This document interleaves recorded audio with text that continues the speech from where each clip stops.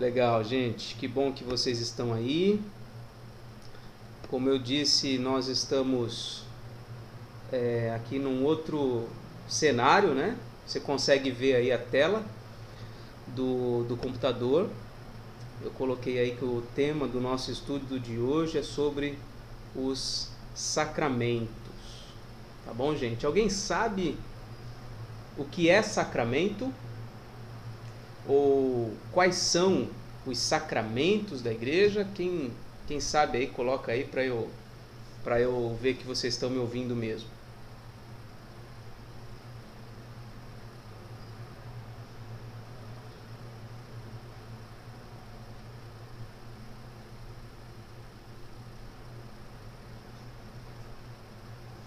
Alô, gente?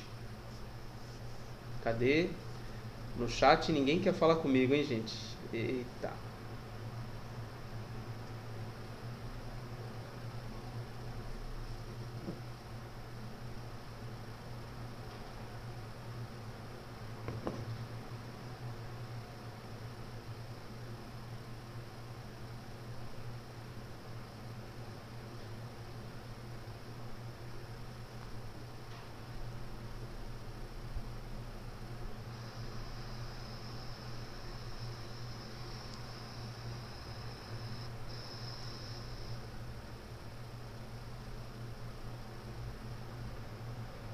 Ninguém quer falar comigo hoje, gente?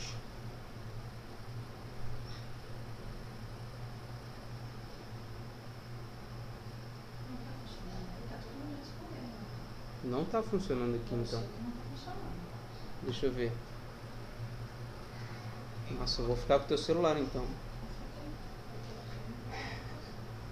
Alguma coisa tá errada aqui, gente. Desculpa. Agora sim, eu tô com o celular da Mara e agora eu tô vendo. Desculpa, gente. Alguma coisa errada aqui. Esse computador que eu tô usando, ele não é lá essas coisas. Então talvez seja isso.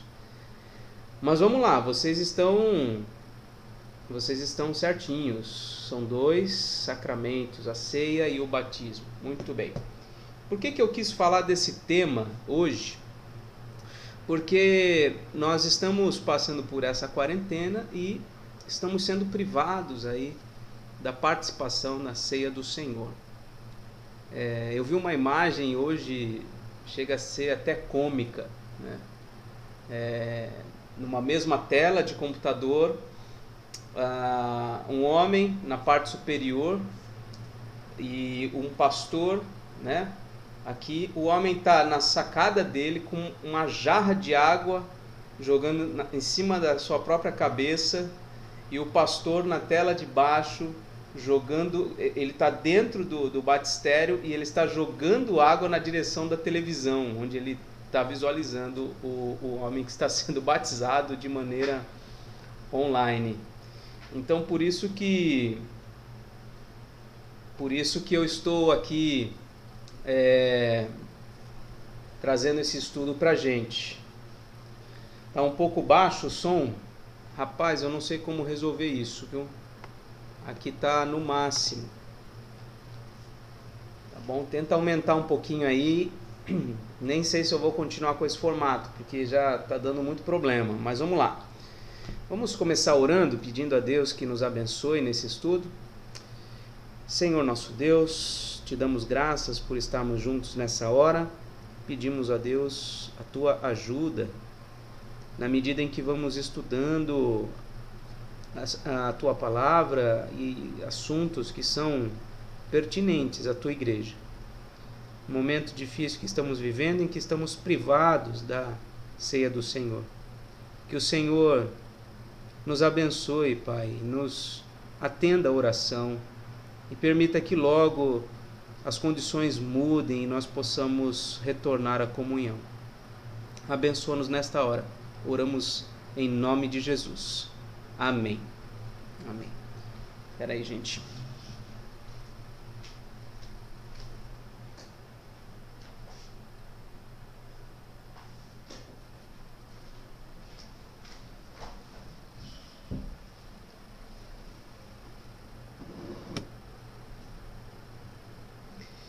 Pois é, gente, o povo gosta de novidade, é isso mesmo, Vanessa. Vamos lá. O que é um sacramento? Os protestantes reformados entendem que sacramento tem a seguinte definição. Se eu diminuir um pouquinho aqui. É um sinal visível de uma graça invisível. Tá? Um sinal visível de uma graça invisível. Provavelmente quem falou isso foi Agostinho. Os católicos pensam diferente. Eles acham que os sacramentos eles não se tratam apenas de um sinal, mas eles são a própria graça de Deus sendo operada na vida da pessoa. Nós entendemos que o sacramento é um meio de graça. É um instrumento, né, para Deus abençoar o seu povo, mas não é a própria graça em si, né? Então nós vamos ver um texto aqui da palavra de Deus em Romanos capítulo 4. Abra sua Bíblia em Romanos capítulo 4. Eu poderia ler desde o versículo 1, mas para a gente ser um pouco mais objetivo, vamos ler a partir do versículo 7 ou do versículo 6, que diz: É assim também que Davi declara ser bem-aventurado o homem a quem Deus atribui justiça, independentemente de obras. E aí ele cita o Salmo 32, nos versos 7 e 8, dizendo: Bem-aventurados aqueles cujas iniquidades são perdoadas e cujos pecados são cobertos. Bem-aventurado o homem a quem o Senhor jamais imputará pecado. E aí Paulo, na sua argumentação, faz uma pergunta retórica. Vem, pois, esta bem-aventurança exclusivamente sobre os circuncisos ou sobre os incircuncisos? Visto que dizemos que a fé foi imputada a Abraão para a justiça. Então, essa bem-aventurança de Abraão, nós entendemos que Abraão foi alguém abençoado, divinamente abençoado por Deus. E essa bênção veio antes ou depois da sua circuncisão? Essa é a pergunta de Paulo. Versículo 10. Como, pois, lhe foi atribuída, estando ele já circuncidado ou ainda incircunciso? E aí ele mesmo responde: não no regime da circuncisão, e sim quando incircunciso, ou seja, antes da sua própria circuncisão. E aí vem o versículo 11, que diz o seguinte: e recebeu o sinal da circuncisão como selo da justiça que teve quando ainda incircunciso. E é aqui que eu quero prestar atenção com vocês, tá? Abraão recebeu um sinal, né? Um sinal da circuncisão como selo da justiça da fé que teve quando ainda incircunciso, ok? Então, nós precisamos entender que a circuncisão, que foi uma instituição de Deus para Abraão, ela foi operacionalizada na vida dele, ou foi instituída após ele ter sido... Tá tudo bem aí? Qualquer coisa você me avisa, viu, Mara? Qualquer coisa você me avisa, porque aqui apareceu uma mensagem estranha. Voltou?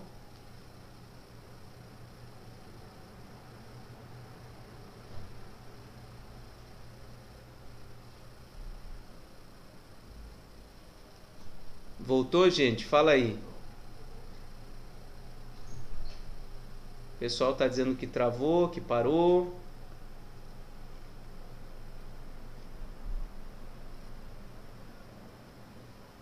Vamos tentar continuar. Vamos lá.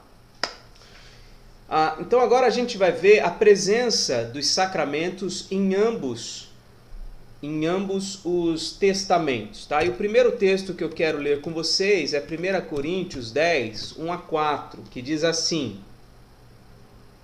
Ora, irmãos, não quero que ignoreis que nossos pais estiveram todos sob a nuvem e todos passaram pelo mar, tendo sido todos, olha só, batizados, assim na nuvem como no mar, com respeito a Moisés. Todos eles, olha só, versículo 3, comeram de um só manjar espiritual e beberam da mesma fonte espiritual, porque bebiam de uma pedra espiritual que os seguia, e a pedra era Cristo. Então, nesse texto, em 1 Coríntios, capítulo 10, o apóstolo Paulo está dizendo que o pessoal do Antigo Testamento experimentou, de certa forma, os sacramentos do Novo Testamento. Paulo está dizendo, eles foram batizados tanto na nuvem como no mar. E eles beberam da mesma fonte espiritual, comeram de um só manjar espiritual e beberam da mesma fonte espiritual que era Cristo. Então, eles participaram da essência do Evangelho, da própria pessoa de Cristo, mesmo antes da sua vinda. Então, todos esses sinais que eles experimentaram estavam conectados à realidade espiritual de que é em Cristo que nós temos vida e salvação. Agora abra em 1 Coríntios 5, versículo 7 e versículo 8. Diz assim, abra lá, 1 Coríntios, capítulo 5, versículos 7 e 8. Diz assim, lançai fora o velho fermento, para que sejais nova massa, como sois de fato sem fermento. Pois também Cristo, olha só, o nosso Cordeiro Pascal foi imolado. Por isso, celebramos a festa, não com o velho fermento, nem com o fermento da maldade e da malícia, e sim com os asmos da sinceridade e da verdade. O que esse texto está nos dizendo? Que Cristo é o nosso Cordeiro Pascal. E essa festa que hoje nós celebramos, nós não celebramos com o velho fermento, mas com o novo fermento. Tá? Em essência, a Páscoa, que era o sacramento do povo de Deus no Antigo Testamento, nós participamos dela quando nós celebramos essa festa, que certamente é uma menção de Paulo à ceia do Senhor, que a igreja, desde os primórdios, já celebrava, né? Então, lá no capítulo 10, nós vimos que os israelitas experimentaram o batismo e a ceia do Senhor, que são os sacramentos do Novo Testamento, da sua forma. Deus deu esses símbolos para eles lá no Antigo Testamento. E agora, em 1 Coríntios 5, nós estamos vendo que os crentes do Novo Testamento, né, participam de um sacramento que estava lá no Antigo Testamento, que é a própria Páscoa. Como que nós participamos? Porque Cristo é o nosso Cordeiro Pascal. E quando nós participamos da ceia, nós estamos, na verdade, participando da própria celebração da morte de Cristo, né, que nos dá vida. Esse assunto também é importante a gente conversar, especialmente porque nós estamos muito próximos da Páscoa, né? Ainda nesse tópico, né, nós estamos aqui, deixa eu só fazer uma anotação. Tá? Os sacramentos em ambos os testamentos. Agora, um outro texto é o de Colossenses, capítulo 2, versículo 11 e 12. Colossenses, capítulo 2, versículo 11 e versículo 12. Diz assim, nele também fostes circuncidados. Nele em quem? Em Cristo. Nele fostes circuncidados, não por intermédio de mãos, mas no despojamento do corpo da carne, que é a circuncisão de Cristo, tendo sido sepultados juntamente com ele no batismo, no qual igualmente fostes ressuscitados mediante a fé no poder de Deus, que o ressuscitou dentre os mortos. Então, ele está dizendo que o que hoje os crentes experimentam no batismo, ou aquilo que o batismo simboliza, está absolutamente relacionado, né, à circuncisão. Nós recebemos a circuncisão de Cristo. A essência do batismo é a circuncisão de Cristo, né? E nós somos mortos com Cristo e ressuscitados com Ele mediante a fé. Então, o principal meio de graça é a fé. E o batismo vem então como um sinal e selo desta realidade espiritual que nós temos. Então, os crentes de hoje participam da circuncisão, ou do sentido da circuncisão que os crentes do Antigo Testamento participavam. Como? Através do batismo. Então, nesse primeiro ponto, eu quis mostrar que em ambos os testamentos, tanto no Antigo Testamento como no Novo Testamento, nós temos sacramentos. Nós temos instituições divinas que apontam para uma realidade superior, uma realidade que tem a ver com a nossa identidade, ou melhor, a nossa vida em Cristo, né? É óbvio que no Antigo Testamento havia diversos sinais, tá? Mas aqueles que têm continuidade no Novo Testamento são apenas a circuncisão e a Páscoa. A circuncisão e a Páscoa têm continuidade, passa do Antigo Testamento direto para o Novo Testamento, ganhando apenas uma forma diferente, né? A Páscoa do Antigo Testamento dá lugar à ceia do Senhor, e a circuncisão do Antigo Testamento passa para o Novo através então do batismo. Tá? Vanessa já teve essa aula? Ué.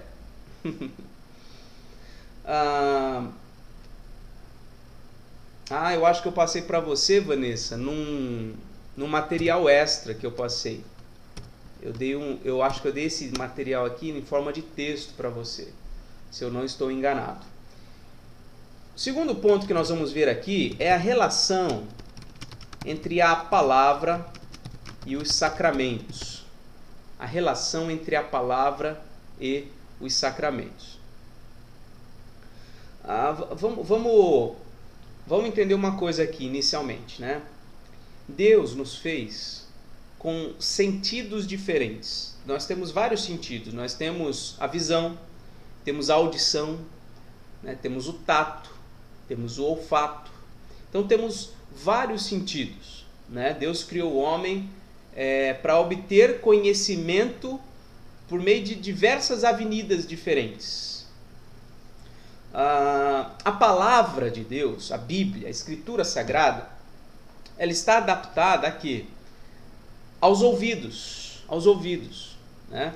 Nós ouvimos a palavra de Deus, nós lemos com... Então vamos tomar essa ideia como a avenida da audição, ok? Então a palavra ela chega ao de Deus. Então antes talvez que alguém leia a Escritura, antes disso ela ouve a Escritura, né? Em geral é assim que acontece. Mas a gente tem que combinar que os nossos olhos, eles são mais sensíveis do que os nossos ouvidos, né? Nós somos muito mais visuais do que auditivos, né? Na maioria dos casos, eu acredito. Então, nós podemos dizer que Deus, ao acrescentar os sacramentos à palavra, Ele está nos auxiliando, ok? Ele nos deu algo que favorece o nosso conhecimento auditivo, a palavra de Deus. Quando Ele nos dá a ceia do Senhor, o batismo, Ele está nos dando algo que vai para além dos nossos ouvidos. Vai para além dos nossos ouvidos. Nós somos inseridos num contexto ou numa representação simbólica que é visual, né? É material, porque nós conseguimos também pegar, né? Então veja só, a verdade dirigida aos ouvidos através da palavra está representada simbolicamente nos sacramentos, que são para os olhos, são para o tato, né? Então, perceba que a essência é a palavra, e a palavra é representada por esse simbolismo, tá certo? Berkhoff diz o seguinte: deve-se ter em mente, porém, que enquanto a palavra pode existir e também é completa sem os sacramentos nunca são completos sem a palavra. Então, a essência da revelação de Deus é a palavra, o Evangelho de Jesus Cristo, que vem através dessa mensagem. Então, a palavra de Deus, ela é a essência, ela é o âmago, o cerne do Evangelho. E os sacramentos, então, são sinais visíveis disso que nos é apresentado através da palavra. Então, a palavra, ela é em si mesma completa. De quem nada ouviram, como ouvirão se não há quem pregue? Ou seja, a pregação da palavra é essencial para a salvação. Não o consumo ou a participação, melhor dizendo, do sacramento em si. Então, os efeitos que Deus quer realizar na nossa vida, tudo aquilo que Deus quer realizar, Ele realiza essencialmente através da sua palavra. Ok? E os sacramentos vêm então como um sinal visível disso que Deus realiza nas nossas vidas. Tá bom? E como que então acontece a relação entre a palavra e os sacramentos? Agora eu vou falar aqui dos pontos de semelhança. Pontos de semelhança. As coisas que são absolutamente semelhantes entre a palavra e o sacramento. Vamos lá. Primeira coisa, o autor. O autor, vou colocar aqui 2 pontos. O autor da palavra é o mesmo autor dos sacramentos, né? Deus instituiu ambos como meios de graça. Outra coisa, o conteúdo. O conteúdo é o mesmo. O conteúdo da palavra e o conteúdo dos sacramentos são um só, é Cristo. Cristo é o conteúdo central, tanto da palavra como dos sacramentos. E uma outra coisa semelhante é a maneira pela qual o conteúdo é assimilado. Deixa eu colocar para cima aqui. O conteúdo pela qual o conteúdo é assimilado, e é pela fé.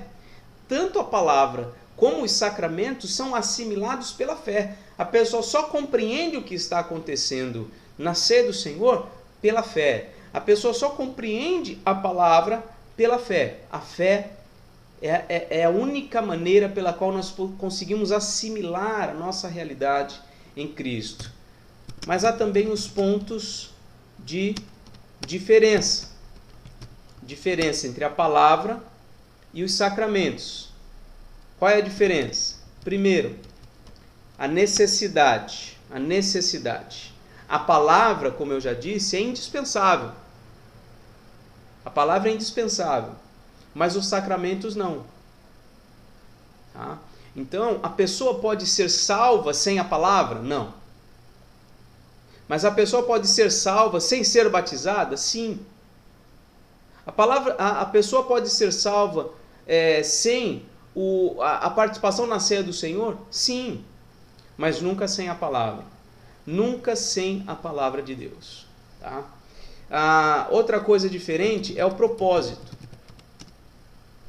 A palavra visa gerar e fortalecer a fé. Tá? A palavra é pela palavra que Deus coloca fé no nosso coração e é pela palavra que ele fortalece a nossa fé. E o salva por participar, por comer o pão, por tomar o cálice? Não, não será. Então o propósito é diferente. O propósito dos sacramentos é somente para fortalecer a fé dos que já são crentes. É apenas como um selo e um sinal de uma realidade espiritual na vida dos crentes. O sacramento em si, nem o batismo, nem a Santa Ceia, pode produzir fé, pode produzir qualquer coisa, santidade, santificação na vida de ninguém. Ok? Mas a palavra sim. A palavra é a essência de tudo. Outra coisa também é a extensão. A extensão. A palavra, ela vai pelo mundo inteiro. Vai através de literaturas, vai através da própria Bíblia, vai através de transmissões de rádio, vai através da internet, vai pelo mundo inteiro. Mas e os sacramentos? Os sacramentos não vão pelo mundo inteiro. Os sacramentos, eles só são administrados pelos ministros de Deus no contexto de um culto público, num contexto em que a igreja está reunida, né? Então, nós não podemos nos enganar achando que a ceia do Senhor pode ser ministrada em qualquer contexto. Não. Agora, a palavra, eu creio que Deus fez a sua revelação de forma escrita porque é a melhor maneira de se transmitir um conhecimento. Não tem outra maneira.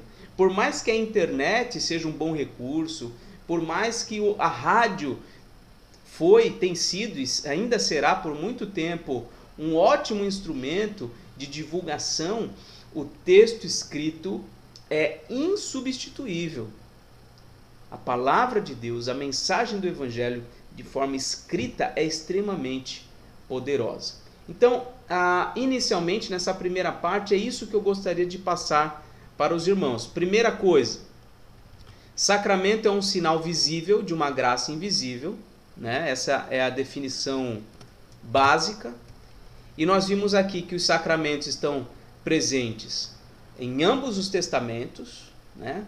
E vimos agora no segundo ponto a relação entre a palavra e os sacramentos. Agora eu queria que vocês me dissessem se está sendo possível acompanhar o raciocínio, se está tudo bem, se tem alguma pergunta. O que vocês acham, gente? Manda aí comentário para mim, por favor.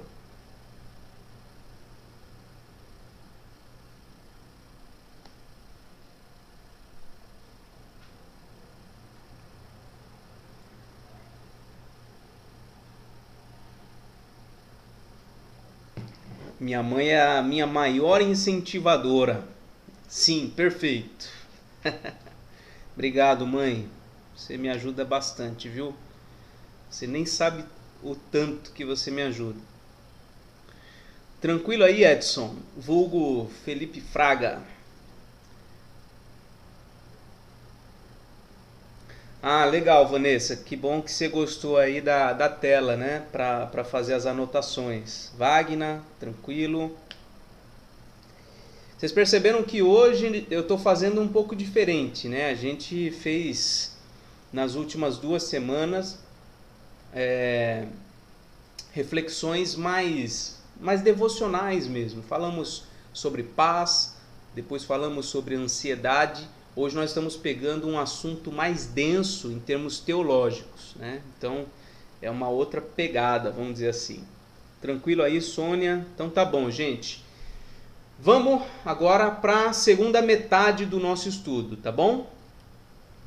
Cláudio, beleza. Então vamos para uma segunda metade. Ponto 3.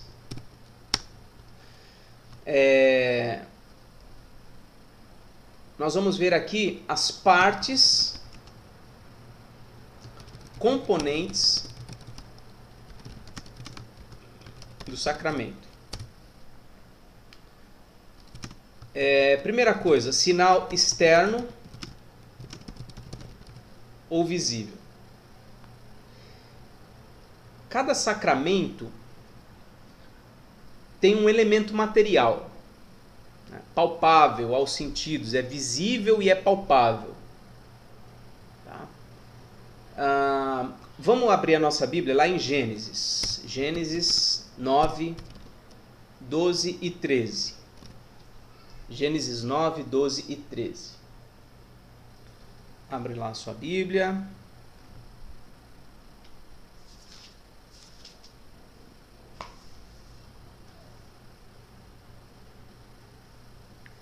Beleza, Hélio? Muito bom.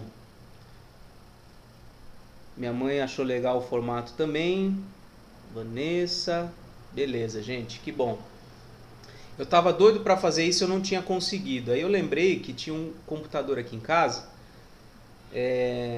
que a Mara usava antes, e aí eu tentei colocar uma ferramenta diferente aqui, que no meu computador, embora seja muito melhor do que esse aqui, não funciona, por incrível que pareça. Mas nesse computador aqui funciona. Então vamos ver se, pelo menos nos estudos de terça-feira, a gente aproveita. Talvez na EBD também, porque também tem bastante anotação, né? Vamos lá, Gênesis 9, 12 e 13. Nós temos o seguinte, Deus falando com Noé. Este é o sinal da minha aliança que faço entre mim e vós, e entre todos os seres viventes que estão convosco, para perpétuas gerações. Deus diz, porei nas nuvens o meu arco, será por sinal da aliança entre mim e a terra. Então veja, o arco-íris é um sinal de uma realidade espiritual, de uma verdade, de uma promessa. Qual que é a promessa? A promessa está aí no versículo 14. Sucederá que quando eu trouxer nuvens sobre a terra e nelas aparecer o arco, então me lembrarei da minha aliança, firmada entre mim e vós e todos os seres viventes da terra, e as águas não mais se tornarão em dilúvio para destruir toda a carne. Essa é a promessa. Deus colocou o arco-íris no céu para que quando nós o vejamos, nós nos lembremos e ele próprio também se lembre de que ele nunca mais vai exterminar os homens, a humanidade, por meio de um dilúvio, tá bom? Vamos ver um outro texto agora, Gênesis 17, versículo 11. Gênesis 17, 11. Circuncidareis a carne do vosso prepúcio. Será isso por sinal de aliança entre mim e vós. Então aqui é a circuncisão. Se você não sabe bem o que é isso, é exatamente cortar a pele, né? A pele do órgão masculino. Então é um sinal, veja, ele chama de sinal de aliança entre Deus e os homens. Tá bom? E a gente pode relembrar também, a gente já leu, Romanos 4, versículo 11, em que diz que Abraão recebeu o sinal da circuncisão como selo da justiça da fé que teve quando ainda incircunciso. Então veja, quando Deus faz uma aliança, ele dá para os homens, dá para o seu povo um sinal visível, palpável, material daquilo que ele está prometendo, daquilo que ele está afirmando, ok? É assim, o sacramento ele é sempre um sinal externo, algo visível. Outra coisa,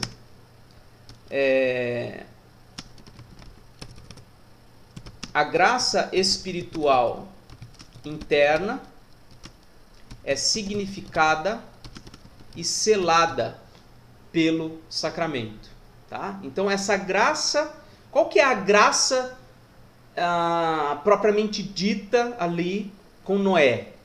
A graça é a promessa de que nunca mais vai haver uma catástrofe de proporções universais por meio de água. Ponto. Essa é a promessa. Então essa graça espiritual, que é interna, ela é significada e ela é selada por meio de um símbolo visível, que é o arco-íris. A mesma coisa a Páscoa e posteriormente a ceia do Senhor.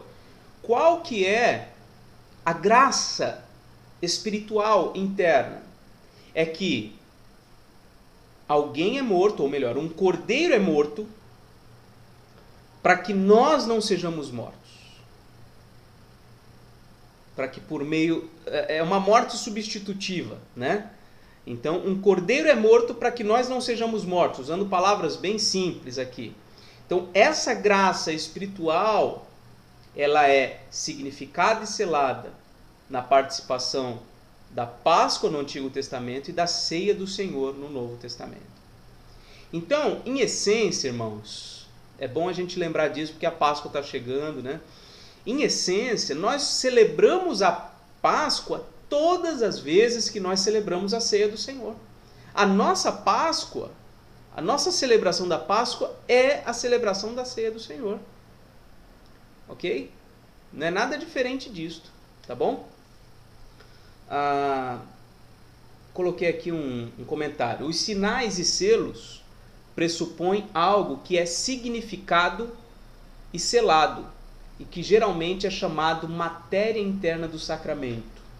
Os sacramentos representam visivelmente e aprofundam a nossa consciência das bênçãos espirituais da aliança, da purificação dos nossos pecados, da nossa participação na vida que já temos em Cristo. Como sinais e selos, eles são meios de graça, isto é, são meios pelos quais se fortalece a graça interna produzida no coração pelo Espírito Santo. Ok? Então, aquele novo coração produzido pelo Espírito Santo na vida do eleito de Deus, né? Aquele novo coração, aquela nova vida, aquela fé que foi implantada no coração, aquela purificação espiritual, isso é simbolizado, selado no batismo.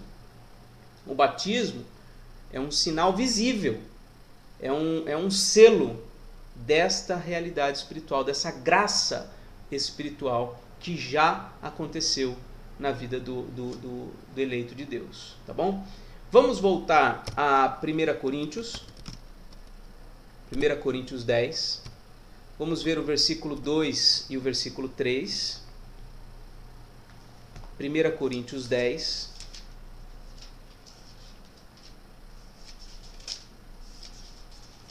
versículo 2, versículo 3. Deixa eu ver aqui, alguém fez alguma pergunta aqui.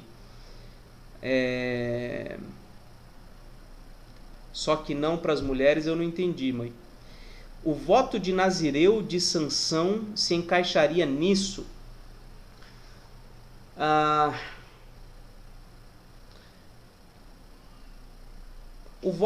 Um voto qualquer que seja, não é um sinal de uma aliança, tá? Existe uma relação de sinal e graça em Sansão? Talvez sim, porque o nazireado, ele exigia, né, que a pessoa, o homem, né, que tivesse feito esse voto, não cortasse seu cabelo, não tomasse vinho, não tocasse em animais mortos, etc, né? Então, tudo isso aí fazia parte de um simbolismo, né, que representava a natureza essencial do voto, que era o quê? Uma consagração a Deus. Entendeu? Então, existe essa relação, mas o voto é diferente de uma instituição de Deus. Ok? É como se o voto fosse algo de nós para o Senhor. Tá bom? E no caso a aliança e a graça é algo que vem de Deus em nossa direção. Tá bom, Vanessa?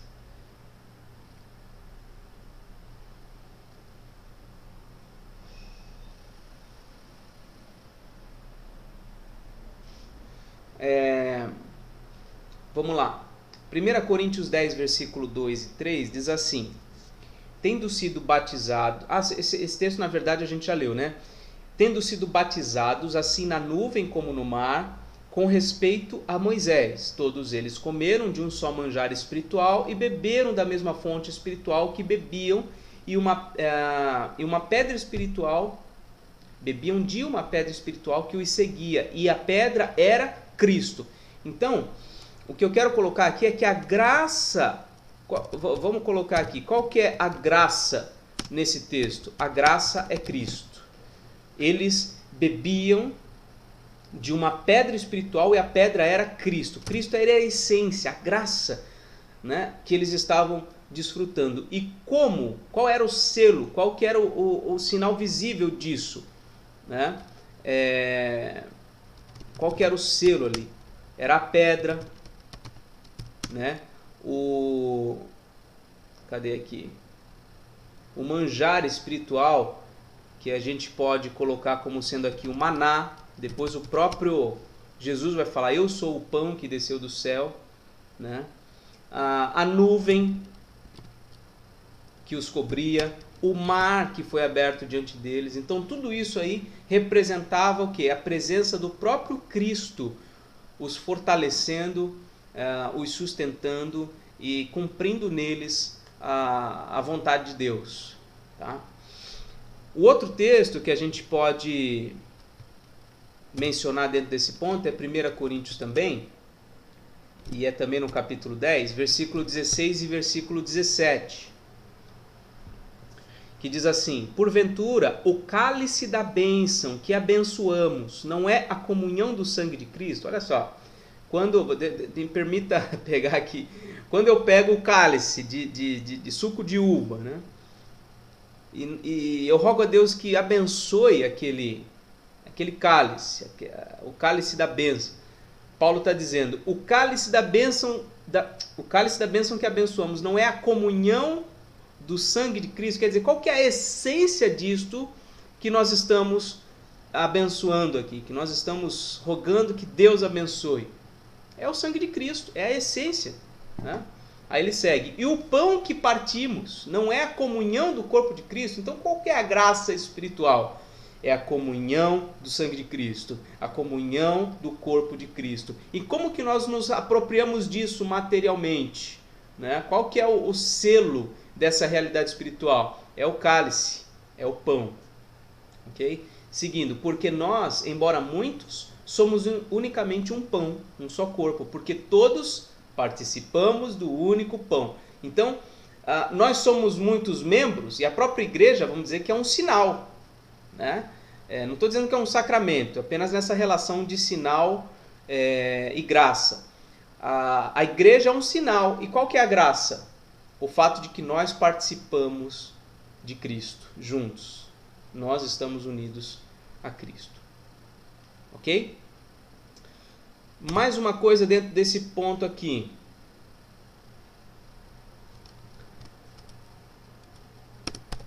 É que a união sacramental entre o sinal e o que ela significa. Então vamos ver o que é isso, né? Essa união sacramental. Está ficando muito para baixo. Pera. A união sacramental entre o sinal e o que ela significa. Então vamos lá. Segundo o conceito reformado, a relação entre o sinal e aquilo que ela significa, em primeiro lugar, não é física. Não é física.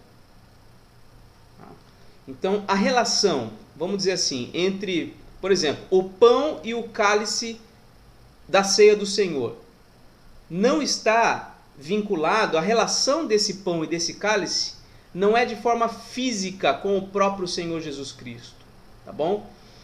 Por que é importante a gente dizer isso? Porque na mentalidade dos católicos é exatamente isso que acontece, tá bom? No catolicismo, a hóstia se transforma no próprio corpo de Cristo. E o cálice, que todos os participantes são privados e só o padre, né, e toma, é o próprio sangue de Cristo. Essa é a doutrina que eles chamam de transubstanciação. Transubstanciação. Tá? Então, por que eles acham então que o incrédulo pode participar da ceia do Senhor? Porque a hóstia, no caso a hóstia, se transforma no próprio corpo de Cristo. Ou seja, é bom para o incrédulo que se alimente de Cristo. Nós não entendemos assim. O pão ele continua sendo pão. O cálice continua, o suco da uva continua sendo o suco da uva, ou o vinho, no caso. A gente fica, às vezes, muito preocupado em usar mais o termo suco de uva do que vinho, mas a verdade é que é vinho mesmo. O que Jesus tomou com os seus discípulos era vinho mesmo. A gente não tem como fugir disso, né? Aquela quantidade enorme de água que foi transformada em vinho em Caná da Galileia era vinho de verdade, vinho com álcool, bebida fermentada. Não tem como a gente pensar que é algo diferente disso, tá bom? Então não é física. Outra coisa, não é local. Não é local. Aí é algo um pouco mais complicado da gente entender aqui. Os luteranos, eles acreditam na consubstanciação. A definição de consubstanciação é que existe uma união local da substância do corpo e do sangue de Cristo com a substância do pão e do vinho. Então, é local, ou seja, o pão não se transforma, né? O vinho não se transforma, como na transubstanciação. Mas é como se estivessem ali ocupando o mesmo local. É invisível o corpo de Cristo, mas no momento em que o pão é comido, o corpo de Cristo vai junto, vamos dizer assim, né? Pelo menos é assim que eu entendo. Posso até estar equivocado aqui no meu modo de ver. É tão complicado esse raciocínio aqui que eu não sei nem explicar isso. Bom, o fato é que os católicos acreditam na transubstanciação. Os elementos se transformam no próprio corpo de Cristo e no sangue de Cristo. Os luteranos, por outro lado, acreditam na consubstanciação, ou seja, os elementos eles trazem consigo de forma local o corpo e o sangue de Cristo, né? Então, tanto para os católicos como para os luteranos, os incrédulos podem participar da ceia do Senhor, porque aquilo ou é transformado ou leva consigo o próprio Cristo, ok?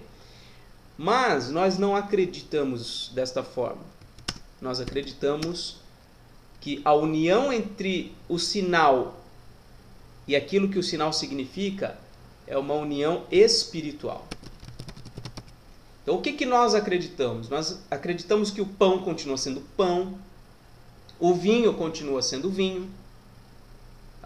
Mas e quando a gente toma? A gente está tomando vinho, a gente está comendo pão. Simples assim.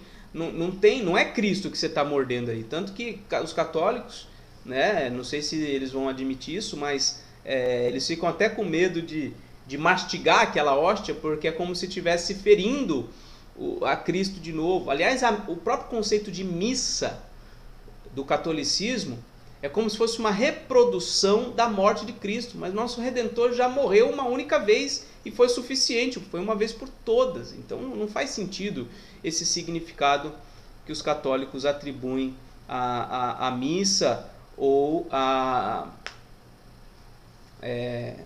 no caso a hóstia e a celebração aí da Eucaristia, né? Eles chamam de Eucaristia. Então, nós entendemos que o sinal, no caso, estamos falando mais da ceia do Senhor, né?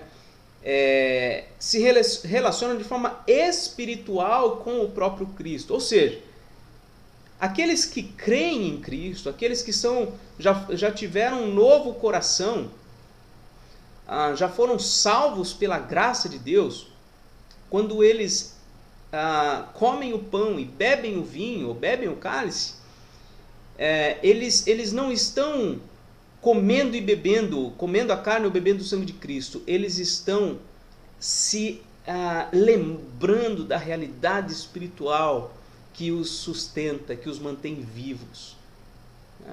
Então, nós nos fortalecemos por meio do sinal, ok? Mas o sinal em si não pode acrescentar absolutamente nada. Por isso que nós acreditamos que o incrédulo, se uma pessoa que não foi convertida, não crê nessas coisas, ele comer o pão e beber o cálice, ou se ele for batizado, não vai acontecer nada com ele. Por quê? Porque esses são sinais que acompanham a graça de Deus. Se a graça de Deus não opera naquela vida, o sinal não vai fazer nada. Ok? Porque em essência, como já foi colocado, o que pode produzir essas coisas na vida do ser humano é a palavra de Deus. Tá bom? Deixa eu ver aqui.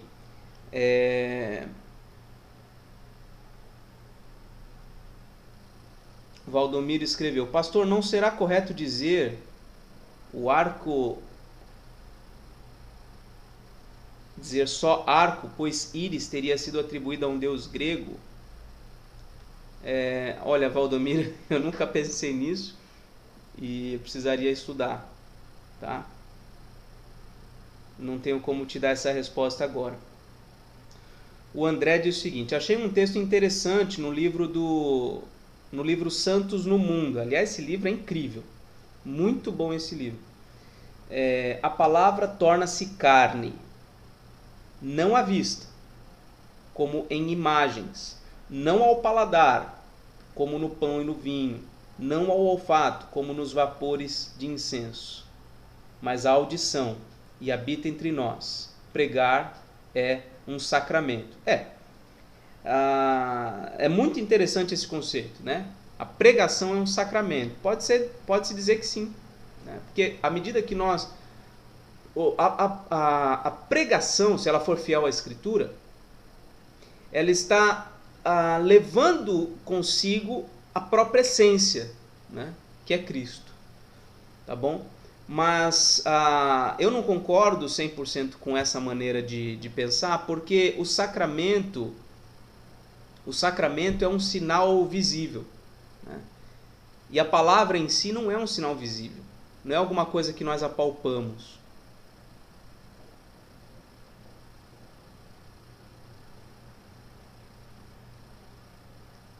A Eliane disse aqui: é um memorial, trazer à memória o sacrifício de Cristo. Eu creio que a questão da memória está inserida, tá? Mas eu acho que a gente pensar na ceia do Senhor apenas como um memorial é a gente reduzir o sentido todo, o significado todo. Não é só um memorial, tá? Porque participar da ceia do Senhor é essencial. Porque, pensa só, Eliane, se for só um memorial, então, se eu me lembrar do que Jesus Cristo fez na minha casa, então eu não preciso ir lá participar da ceia do Senhor, tá entendendo? Porque é só para trazer a memória, então eu posso me lembrar na minha própria casa. Ou então eu posso usar uma pizza e uma Coca-Cola e me lembrar do sacrifício de Jesus. Então não é assim, não é só um memorial. Então tome cuidado com essa designação, porque ela é muito reducionista. Beleza. Então tá, gente. Bom, falamos aqui das partes do sacramento. É um sinal visível. Cadê? É um sinal externo ou visível. É uma graça espiritual interna que é significada e selada no sacramento. Vimos a união sacramental entre o sinal e aquilo que ele significa. Agora nós vamos... Deixa eu ver, eu perdi a conta aqui. É o 4 agora, né? Vamos lá. 4.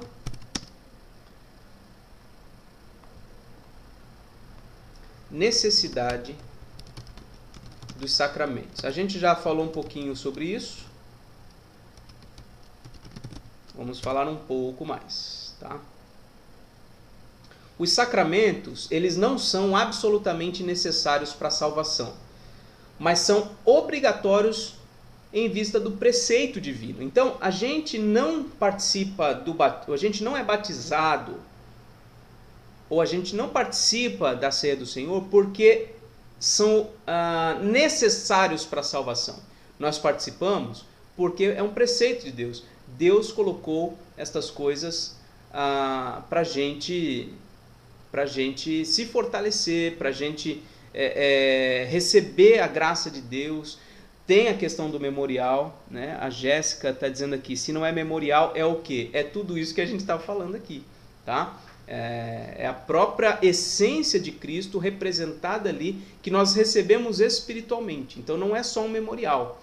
Quando eu falei que não é na verdade, você entendeu errado. Não é que não é um memorial. A questão da memória é uma parte, é um aspecto.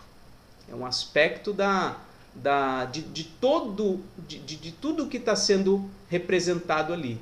Nós lembramos sim do sacrifício de Jesus, isso nos fortalece a fé e tudo mais, mas não é só memorial. Foi isso que eu quis colocar, tá bom, Jéssica? Não é só um memorial.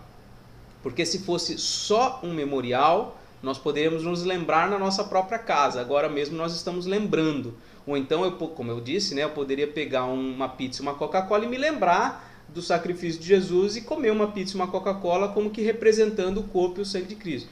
Foi isso que eu coloquei. Não é que não é memorial, não é só o memorial, tá certo? Espero que tenha ficado mais claro agora. Me diga aí, Jéssica. Jéssica Lima Pereira. Aliás, seja bem-vinda, viu? Obrigado por você estar aqui com a gente.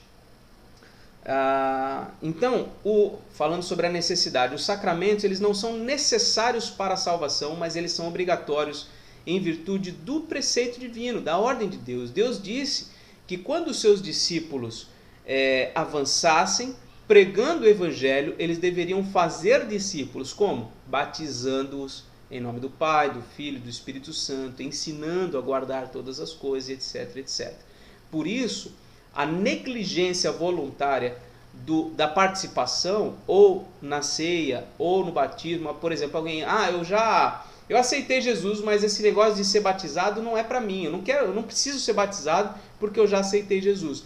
A pessoa que pensa dessa forma, ela pode se justificar no fato de que o batismo em si não é a graça espiritual de Deus. A graça, a essência, vamos dizer assim, é a regeneração que o Espírito Santo produziu no meu coração. Legal, a pessoa está certa.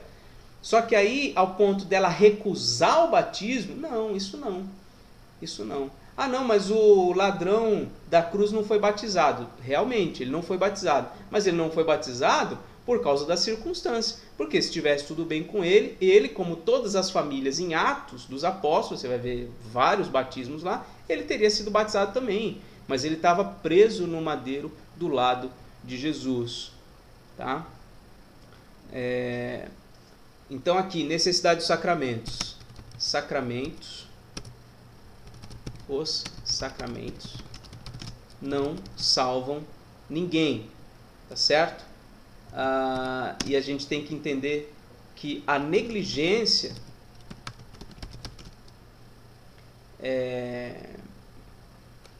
deixa eu colocar de outra forma aqui, porém não devemos negligenciá-los.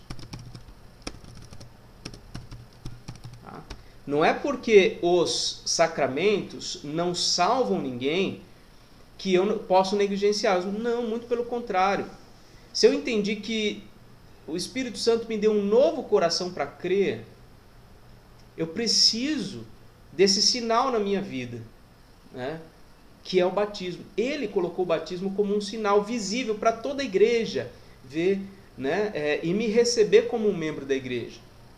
Se eu entendo que Cristo é o meu Senhor, Ele morreu por mim, eu sou lavado e remido pelo sangue do Cordeiro, a minha vida espiritual, ela consiste no fato de que Jesus Cristo morreu por mim. Então, eu participo da ceia do Senhor como um memorial, como foi colocado, né? Eu participo da ceia do Senhor para fortalecer a minha fé, tá? Porque Jesus Cristo disse, né, que quem come e bebe, como é que ele colocou? Mateus 26, eu já estava citando 1 Coríntios, né? Aqui, Mateus 26, versículo 26.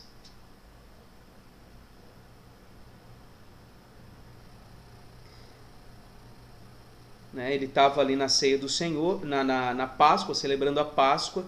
Ele tomou o pão, o abençoou, tomou o cálice, né? Deu graças, deu aos seus discípulos, dizendo: bebei dele todos.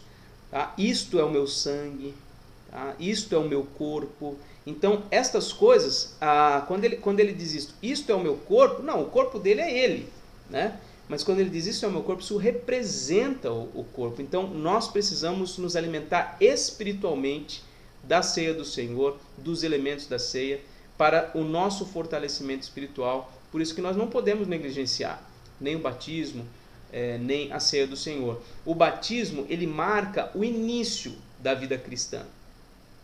Dali em diante não precisa mais ninguém ser batizado, não precisa de rebatismo.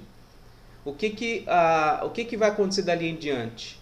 Dali em diante, nós vamos participar da ceia do Senhor como um símbolo da manutenção da nossa vida. O batismo representa a implantação da nova vida.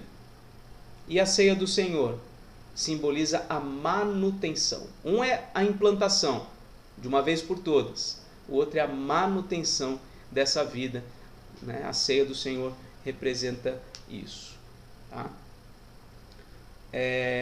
Por que não são absolutamente, vou até colocar aqui, deixar aqui esse ponto, né? Os sacramentos não salvam. Por que os sacramentos não salvam? 4 razões. Deus não prende a sua graça ao uso de certas formas externas. Tá? A gente vê isso, por exemplo, no diálogo de Jesus com a mulher samaritana. Ele diz: vem a hora e já chegou em que os verdadeiros adoradores adorarão ao Pai em espírito e em verdade, porque são estes que o Pai procura para seus adoradores. A gente vê em Lucas 18, 13 e 14, né? O texto diz assim: o publicano, estando de pé, longe, não ousava nem ainda levantar os olhos ao céu, mas batia no peito, dizendo: ó Deus, sê propício a mim, pecador. Digo-vos que este desceu justificado para casa. Quer dizer, ele não precisou ser batizado naquele momento, ele não participou da ceia, nem nada. Ele desceu justificado para casa, por quê? Porque ele orou sinceramente, dizendo para Deus: olha, sê propício a mim, eu sou pecador. Ele se humilhou perante o Senhor. Tá? E é isso que Deus espera. Outra coisa, a Escritura menciona unicamente a fé como condição instrumental da salvação. Existe aquele texto, se não me engano é Marcos 16, fala, né, quem crer e for batizado será salvo. Então muita gente pega esse texto para dizer que não, tem que ser batizado para ser salvo, né? Como se a salvação dependesse do batismo, mas não é verdade, né? Um conjunto muito grande de textos, eu vou mencionar aqui alguns em João, mostram que não é assim. A fé é um instrumento de salvação, é a condição instrumental da salvação. João 5:24, em verdade vos digo, quem ouve a minha palavra e crê naquele que me enviou, tem a vida eterna. João 6:29, a obra de Deus é esta, que creiais naquele que por ele foi enviado. E João 3:36, por isso quem crê no Filho tem a vida eterna. Todavia, quem se manter rebelde contra o Filho não verá a vida. Então, a grande questão, a grande condição, né, para ter salvação é a fé. Os sacramentos, eles não produzem fé, tá? Eles são úteis para aqueles que já creem. Tá bom? Terceiro ponto. Coloquei 2, né? Deixa eu colocar aqui a terceira. Os sacramentos não originam... isso aqui na verdade eu já falei, né? Não originam a fé, mas a pressupõe. Isso aqui eu já falei. Atos 2:41 diz assim: então os que lhe aceitaram a palavra foram batizados.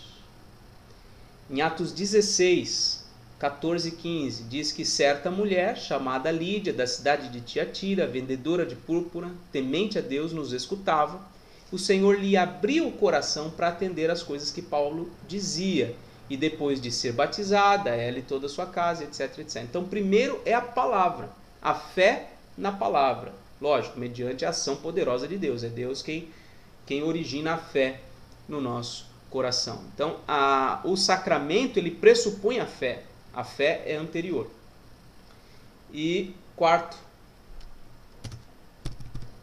lugar aqui. Muitos foram salvos sem o uso dos sacramentos. A gente pode se lembrar aqui do ladrão da cruz, que se arrependeu, e o Senhor disse que ele estaria no paraíso. E a gente pode lembrar também dos crentes antes de Abraão. Você acha que Abraão foi o primeiro a ser salvo? Não.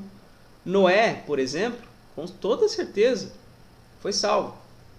E ele não foi circuncidado. Tá? Então a circuncisão e o batismo não vão salvar, né? Eles não são poderosos para realizar isso, tá bom? Esse estudo, o meu objetivo, lógico, não é minimizar a importância do sacramento, ou de modo muito especial, né, a ceia do Senhor. Não, de modo nenhum, eles são fundamentais, são essenciais.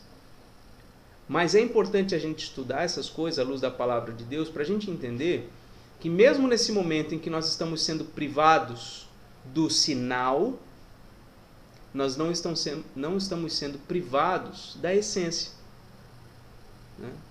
Do fortalecimento da nossa fé mediante a palavra, mediante a própria comunhão de Cristo conosco, por meio da oração, por meio da palavra. Então nós devemos nos apropriar dessas verdades. Deixa eu ver aqui o que o pessoal colocou aqui. Vamos lá. A Jéssica colocou: negligenciar é participar da ceia indignamente? Não, veja, quando eu coloquei a questão de negligenciar, é não participar da ceia. Tá? Negligenciar é não participar da ceia. Participar indignamente é uma outra coisa. Tá bom?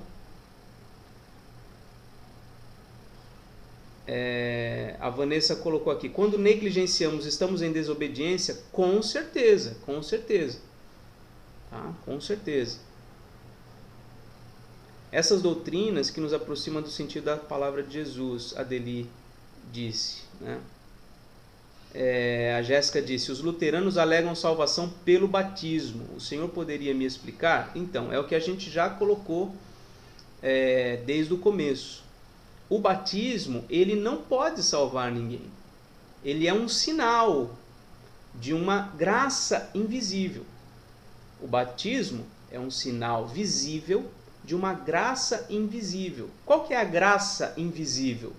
É o fato de que o Espírito Santo veio e me deu uma nova vida. Ele me regenerou.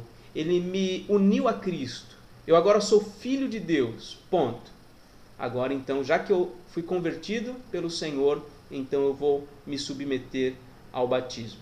Tá? Porque senão seria muito fácil, não é mesmo?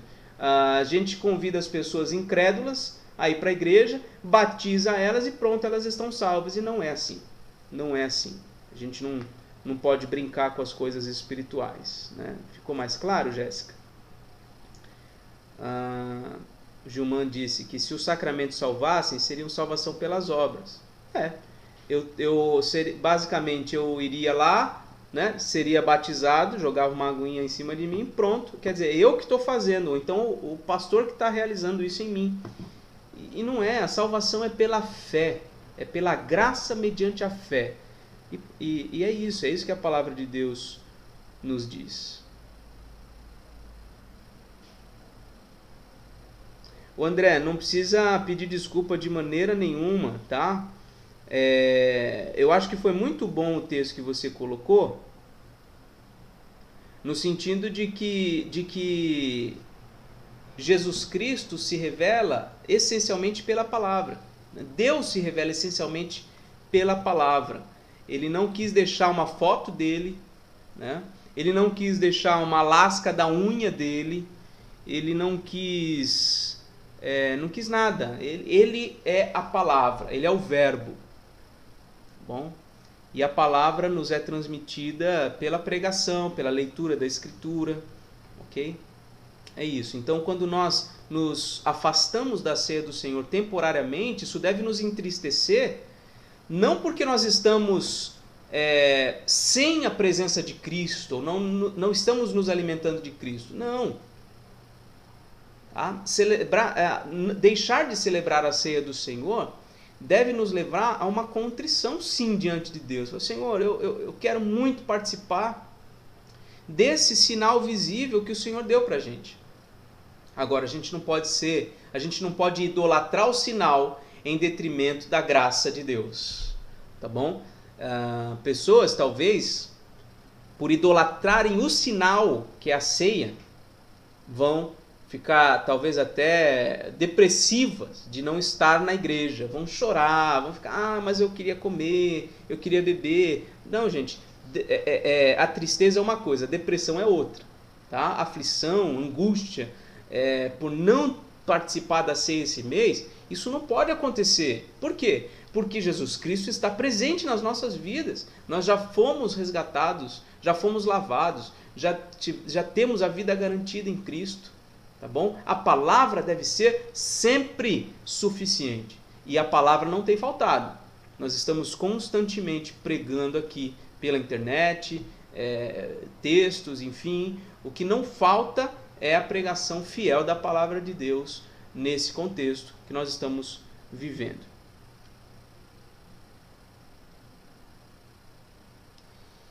Ok, Helena, boa noite.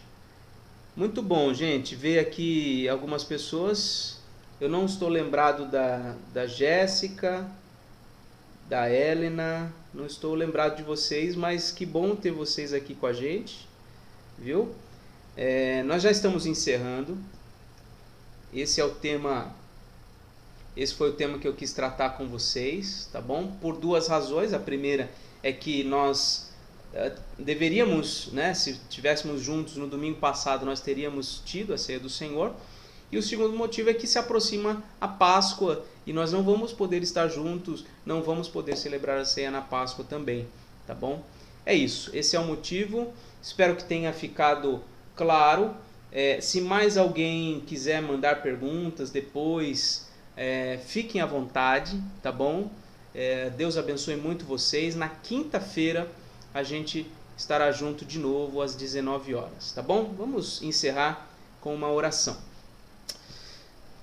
Deus bendito, todo-poderoso, obrigado, Pai, porque, embora privados da ceia do Senhor, não estamos, ó Deus, sem a Tua graça. Não estamos sem a Tua palavra. Senhor, a Tua palavra nos alimenta, Tua palavra nos fortalece, nos purifica, nos santifica. Tua palavra faz tudo o que nós precisamos. Tua palavra é suficiente para nós. É verdade que sentimos falta da ceia. É verdade que sentimos falta da comunhão pessoal com os nossos irmãos. Mas, Senhor, o que nós mais precisamos, o que é essencial, absolutamente essencial para a nossa vida, o Senhor já nos deu. Nós já temos e temos podido desfrutar, mesmo nesses dias de quarentena, porque o Senhor está conosco. O Senhor é um Deus presente. Ó Pai, abrevia esse tempo de distanciamento, para que logo estejamos juntos, possamos nos abraçar, nos cumprimentar, conversar pessoalmente, possamos cantar louvores juntos ao Senhor, possamos orar juntos, possamos, ó Deus, participar da ceia do Senhor juntos. Ó Deus, abrevia o tempo desse isolamento, Pai. Esse é o nosso clamor. E pedimos ainda, Pai, que o Senhor estenda a Tua mão sobre o nosso país, sobre todas as nações. Em primeiro lugar, em relação ao vírus, a questão de saúde. Senhor, minimiza o poder transmissivo desse vírus e dá cura àqueles que estão infectados. Consola as famílias que perderam seus entes queridos. Mas em segundo lugar, e agora especialmente no nosso país, Senhor, essa guerra política faz tanto mal para a nossa nação. Tanto mal. Nós estamos vendo uma escalada muito grande de uma idolatria, Senhor. Muito semelhante a que vimos recentemente, anos atrás, com outras pessoas. Pai, não permita que isso continue. Venha o teu reino sobre a nossa nação. Em nome de Jesus. Amém. Gente, Deus abençoe vocês. Minha mãe está pedindo aí, dá um joinha, tá bom? Deixa um positivo aí, tá certo? Que Deus abençoe muito. Um grande abraço para vocês e até quinta-feira, 19 horas, se Deus quiser. Tchau, tchau.